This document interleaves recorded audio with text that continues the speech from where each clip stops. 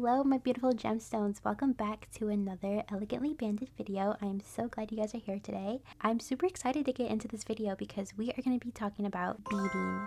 So beading is something that I've actually just gotten into recently, which is crazy to say because I have been making jewelry for a little over 3 years now. But if you guys didn't catch my last video, I started out making crystal rings, which was my very first tutorial. So if you're interested in that, go ahead and give that one a watch after this one. But I did that for about 1.5 years. I was just doing crystal rings and I slowly started getting into necklaces and earrings. Bracelets was the final boss for me. I definitely think bracelets are very easy and I have so much fun making these.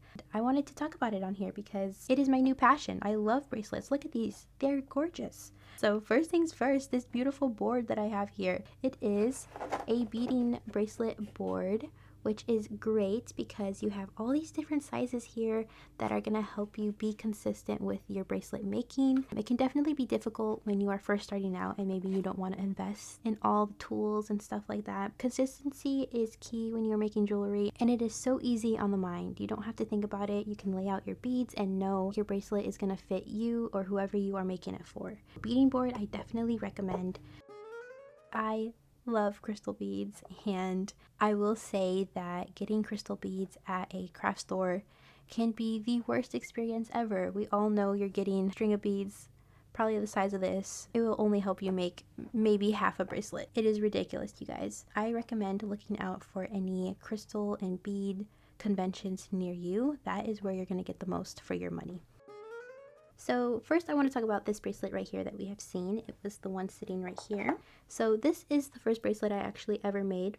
If you see here, when I pull the strings apart, it is just one strand, which is not a bad thing. So I will show you why I don't like to use it anymore. This is a smaller bracelet I made here, but if we take a closer look, this is the knot that wire produces because it is so thick.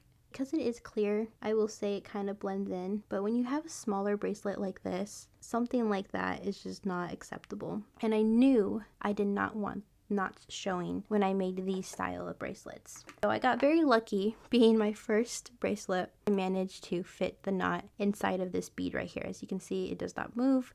The bead is stuck in that place because of the knot. The knot was so huge, I fed it through and it managed to stay in there.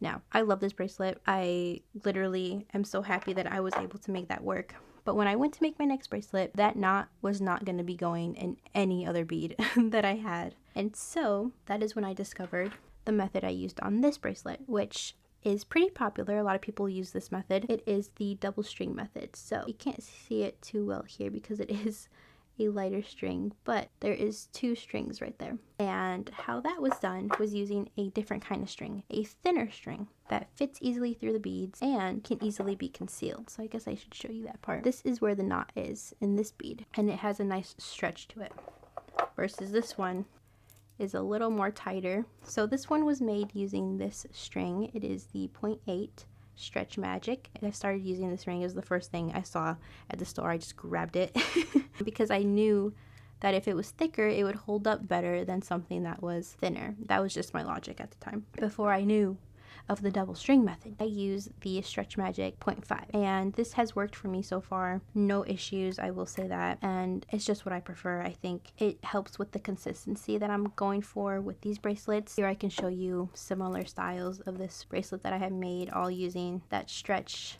Magic and the double string method here, which is what I wanted to show you guys today. It is important to me that I teach you guys everything that I know and be completely honest and transparent with you guys. You know, sometimes when you're buying things, you gotta know what to look out for. So that is what I'm here for.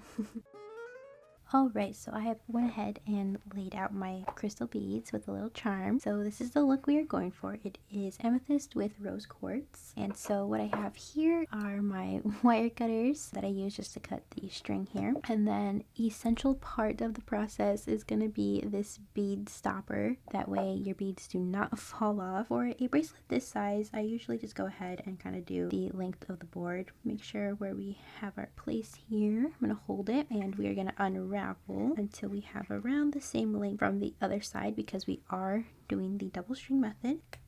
Here is where we are going to find the middle part. If you want to prevent your beads from stopping, this is where, if you do not have a bead stopper, you would go ahead and tie off the end point here and make a little knot using this kind of method where you wrap it around your finger and pull the knot, but not too tight, that way you can still unravel. So what I do, instead of making the knot, I go ahead and I pin this bottom part together with my bead stopper, and I make sure that is secure. Make sure my string is all lined up, and here we have our double string. And I go ahead and I just bead my bracelet as normal.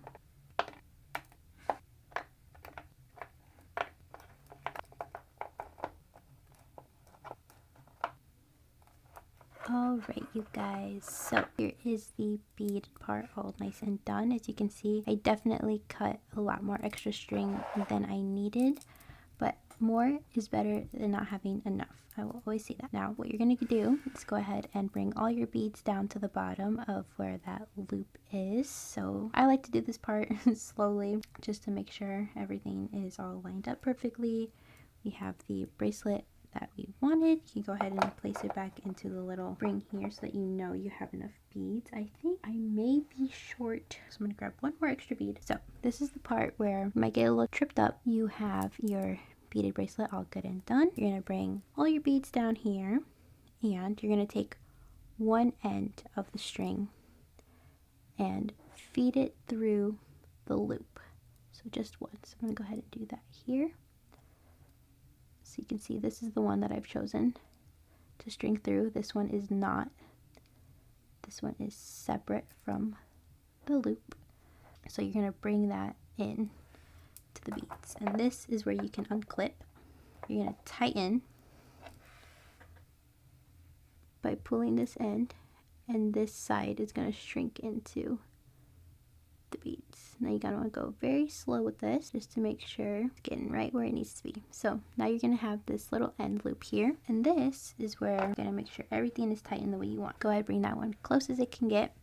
I like to set it down for this part. That way I know all my beads are close together and everything is good. So I like to have all my beads on one side. This is usually where I will let it sit right there. So now that you have your bead here, this is the side of the string that we fed through that loop. This is the side that is out. Now it doesn't really matter. So here you're going to cross how you normally do. You know, the little X, and you're going to pull that down, and that's your first knot. And you're going to want to make little knots like this for 5 times just to make sure your bracelet is all secure. And bring that loop through. Want to go ahead and tighten, and make sure you're not tightening too much to where you might break that elastic. So again, you have your 2 pieces, you're doing the little cross and bringing the string right underneath it. Now that I have done this a few times, I will come up to the camera to show you. I have very long string here. You have your knot nice and done. You're going to go ahead, cross over bracelets and bring that part under and pull. I don't know how clear that was, and I've kind of almost lost count, so I'm just going to do it one more time. Next is the part that I definitely want you guys to see. So now that we're at this point, I went ahead and cut off the end so that it's easier to do this next time. We are double knotting it, so we are bringing the knot over how we have been, bringing it under, so we have the knot. But before we close it, we're going to go ahead and bring this part over and under like that. Grab that end part. So you're going to see all those little twists right there. We're going to pull down on that. We're going to do that one more time, and over and under. We're going to hold this part, do the same thing over and under. That is how we have all of these little knots right here that we're going to go ahead and slide into any one of these beads. Kind of tug on it to kind of get in there. Your elastic is concealed, and you're just going to want to go ahead and cut off any of the excess here. Be careful not to clip your whole elastic, just the end part, and there it is. A nice seamless bracelet, all nice and done, and you can't see any of the knots, which is exactly what we were going for.